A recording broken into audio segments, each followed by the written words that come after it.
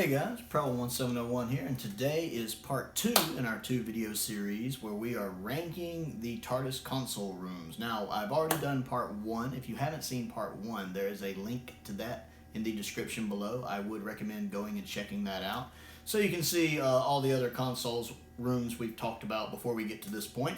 So go ahead and check that out. I also want to point out that these videos are actually a video request submitted by my first patron, Michael. If you join my Patreon, you do get a free video request no matter what level you join at, even at the entry $2 a month level. You do get a free video request, and his was for me to rank the console rooms. And there were so many of them, because I came up with like 17, I decided to split it into 2 videos. So there's also a link to my Patreon below if you want to check that out. There is the $2 level, which I call the Whitaker level. There's also a $5 Colin Baker level. There's a $10 level, which I believe is my William Hartnell level. And then I also have a Matt Smith level and a Tom Baker level, which of course is my highest level because it's Tom Baker. So check those out if you're interested. Anyway, getting started, we have moved all the way up to number 8, which is where we are right now. And that is going to be Matt Smith's second Tardis, the one he gets in the Snowman. I will be ranking Capaldi's Tardis and his separate because they are different enough to deserve different spots on this list. I like this Tardis a lot. We really are into the good ones at this point. The green lighting, I can never quite make up my mind if I like or not that the time rotor's in. I'm not quite sure how I feel about the green lighting. Sometimes I like it, sometimes I don't. I do love the fact the time rotor is back to being all the way to the ceiling, and I love how it has the teeth. I always love when it's the teeth mashing together when it's working like that. I love that design. I like the shape of the console itself. The room is a decent size. I like how it has stairs with the different levels so he can go under it if he has to. I like that the column at the top spins when it's working with the different Gallifreyan symbols. Again, it's a little dark. It has those little round things on the walls up top that glow like blue and gold or something like that. Those look good. This one looks very clean. It looks like a brand new car clean, you know? And I like how it's very different than his other TARDIS console. You can tell he's less happy and silly and more brooding and getting over Amy's loss here because it has that tone to it, that kind of dark, bleak. It's not a very well lit TARDIS. But I think it fits his mindset at the time of what he was going through. I do like it a lot, though. It's a really good TARDIS. Number 7 on the list is the 60s TARDIS, the first Doctor and the second Doctor's TARDIS.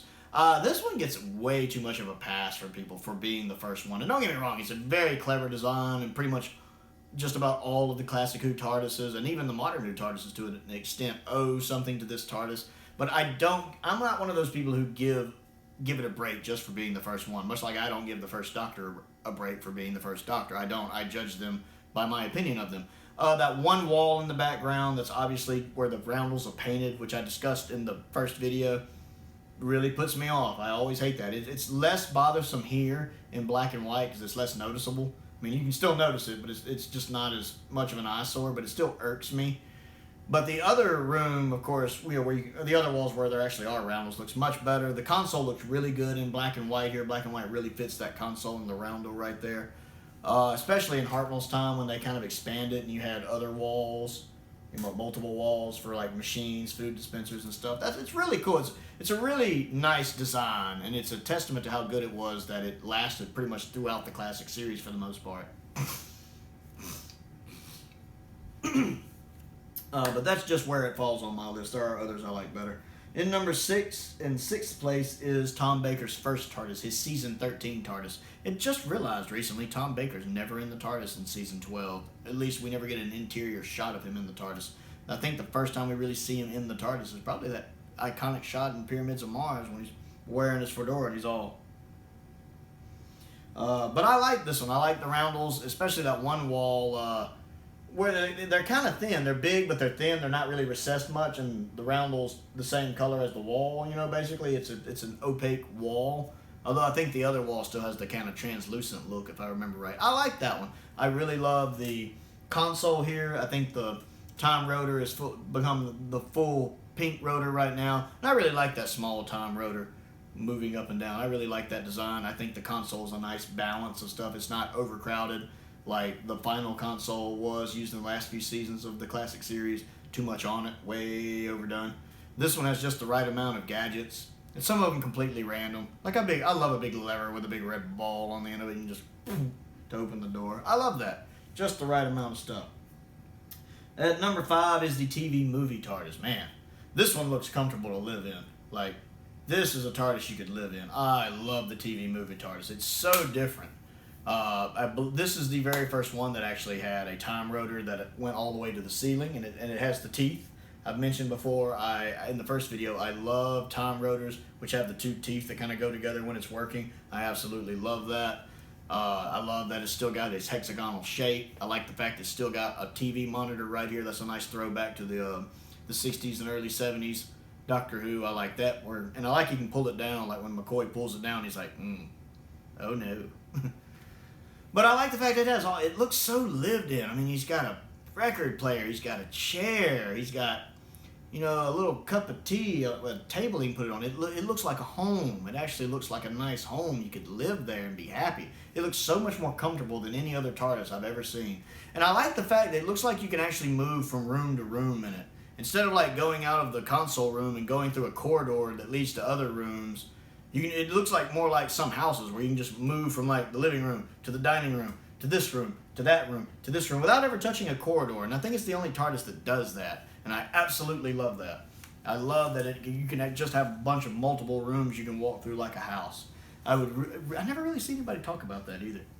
I would love to see that way more often in Doctor Who, where it's not just the console room and then a corridor with it breaks off into a bunch of other rooms. Number 4 on the list is Matt Smith's first TARDIS, the one he uses in Series 5, 6, and the first half of 7. I like this one. It's very big. Either that or the way it's built really gives an illusion of space, but it looks really big. Much more opened up than Tennant's TARDIS, way bigger. I like the fact they went back to the hexagonal console shape instead of the round shape that Tennant's had. I like the hexagonal shape. I don't really care for the time rotor. It's just like, I don't know what to call it that's video appropriate, but that little piece in the time rotor that's moving up and down just looks really unfortunate. I'm not a fan of that at all. I'm glad when they got rid of that. But I like how random the console itself is with all the knobs and the typewriter involved. There's just so much random bit thrown around on that, and I'm so there for it. I love the lighting. This one's actually really well lit, which is a problem Modern Who has of their TARDISes not being well lit. And it's really hard to keep up with the shape of this one. It's not symmetrical at all. You have places going everywhere. I love all the stairways. I love all the different levels. I love that he can walk downstairs and go up under it, or like he can go upstairs and it just looks like it goes on a long ways. It's really hard for me to just mentally picture the actual layout of this TARDIS because it just looks like places go everywhere. But it's really, really good one. I'm really, really fond of this one. It's really hard to top this one. Number 3 on the list, and my favorite modern series TARDIS, is Peter Capaldi's. And I do think it's better with Capaldi. One, I like the time rotor light being that orange amber color. I just think it looks better than the green that Smith's had. It really it looks brighter. It really does lighten it up a bit. I like that they added more roundels as it progressed under Capaldi, because I like the round things. I like that he added in things like the bookcases and the chalkboard to give it that more lived-in feel. Like I said, Smith's looks more like the new car or the brand new apartment, whereas Capaldi's looks more lived in. He's been in it a little while. He's had time to really make it a home and make it feel lived in. But I like it other than that for the same reason I like Smith's. I like the time rotor going to the wall and the teeth going up and down when it moves. I like the bit at the top spinning around with the Gallifreyan symbols on it. It's just a nice TARDIS. It's very inviting. Like I said, it's one of those I wouldn't mind. If I had a TARDIS, I wouldn't mind my interior looking like that. It's just a really good TARDIS design. Easily my favorite of the modern series. Number 2 on the list is the Season 14 secondary console used by Tom Baker. And I know this one's way higher than most people place it, but I really like this one. I know the actual console is very basic. It just has the buttons, and I think they're different colors depending on the side. And it doesn't have much of a time rotor, really. But again, it's supposed to be a secondary console room. I really like it because I like that wood feel. for Classic Who especially, it's a radical departure from what we've seen. And it's really the only time the TARDIS really changed its basic design in Classic Who. Pretty much all the other TARDISes, for the most part, resembled that original TARDIS. So this is the only one that really broke with that trend and did something really different. And I love that wooden design. It looks, again, so lived in. It looks so comfortable, so much more inviting. I love the view screen. I didn't actually realize this when I was doing research for this. I was reading somewhere, and somebody mentioned when they were talking about this one, this is the first one that actually has that traditional view screen. You know, it's not a television screen or one of the roundels. It's the actual flat view screen that opens up. The one we'd later see in the rest of Classic Who, in the, you know, from the all of them on. But this is the first one, I think, that had that, where you press a button and it goes, and that's pretty neat. So I definitely give it props from that. I like you still have the roundels on the wall. They're not as pronounced, but they're definitely there. I like you have some stained glass pictures, but I wish there'd been more of the stained glass so they'd be a little more noticeable. But I do love the fact they're there. One of the reasons I like this TARDIS so much, too, could be that there just are some iconic moments that happened in it. I like the scene when they first find it. That's really cool. This is the scene where the Fourth Doctor and Sarah Jane said their goodbyes to each other, and that's such a touching companion exit. I really like it. And then it also has that scene from Robots of Death when Leela's explaining to her how the TARDIS is bigger on the inside than the out with those two cubes, and he's explaining that to her. And I love that scene a lot, too, especially at the end when she's like, that's just silly. I really like that scene a lot. So that could be one of the reasons I love it so much. But I personally think it's a very underrated console room, and I really enjoy it a lot. And number one on the list is Tom Baker's third TARDIS, the one that was used all the way through, I think, right before the Five Doctors. Although I do know they touched it up a little bit for season 20, but I can't really notice the differences, so I'm not ranking them separate. But basically, that one that they used from season 15 through season 20. I love that one. To me, that is the TARDIS. That's the TARDIS I think of in my mind when I think of the TARDIS interior. Because that's the one I'm most used to seeing. You know, I love the roundels on the wall look really good there. They're lit pretty decently. The actual TARDIS is lit up pretty well. I like that you have the columns between the walls there. I like the fact you have the viewfinder from the season 14 TARDIS in this one now that opens up whenever he wants to look something. Oh, look, rocks. I love that. I love you have the door that leads to the rest of the TARDIS. And then I love the console. I like the rotor, the time rotor, that nice pink time rotor that sometimes goes more like this instead of straight up or down. It's Classic Who. And the actual console itself looks just right. It's not too busy like the season 1 to 26 one is. There's not too much stuff on it. It has just the right amount of switches and levers on it. And I like the fact not everything's buttons or keyboards. It's switches and levers and knobs. It looks perfect. It's the perfect blend of that. To me, this is my perfect TARDIS. This is the TARDIS I think of when I think of Doctor Who. Because even in stories, when I was growing up as a kid, even when I saw stories that didn't have this one, in my mind they were this one because they look so similar to it. The only thing I'd really noticed the difference between, like say the later one, was the time rotor being more crystal looking. Other than that, they all pretty much look like this. So this is my nostalgia TARDIS because I've been watching Doctor Who since the 80s when I was like 3 years old.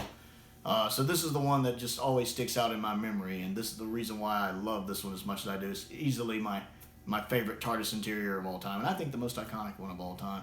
So that is me ranking the TARDIS interiors. What do you think of my list? Where does the season 15 to season 21 fall on your list? I'd like to know your thoughts. So comment down below, let me know what you think of these videos, and let me know how you would rank all of these TARDISes. I'm always curious to see what you guys think, and I always enjoy interacting with you guys down in the comments. So let me know what you think other things to do. Click the like button. Click the subscribe button. Really trying to push to 400 subscribers, trying to grow the channel. Eventually, I'd like to hit 1,000. That's my goal, to hit 1,000. Don't forget to click the bell for notifications as well. But most importantly, stay safe out there, and thank you for watching. And don't forget to check out that Patreon page as well.